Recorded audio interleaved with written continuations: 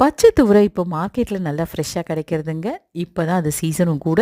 நல்லா 1 கிலோ வாங்கி வச்சோம்னா நிறைய ரெசிபீஸ் பண்ணலாம். இன்றைக்கி நம்ம ஒரு ஈவினிங் ஸ்நாக் தான் பார்க்க போகிறோம். குக்கரில் 4 விசில் வர வரைக்கும் கொஞ்சமாக உப்பு போட்டு வேக வச்சு எடுத்துக்கோங்க.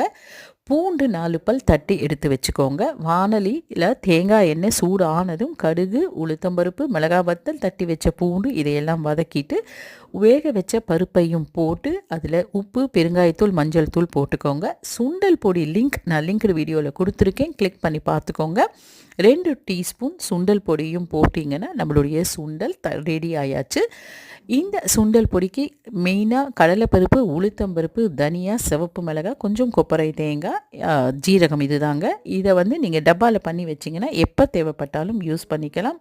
சூப்பரான சுண்டல் காஃபியோ டீயோடையோ நம்ம ஈவினிங் ஸ்நாக்ஸாக எடுத்துக்கலாம். ட்ரை பண்ணி பாருங்கள்.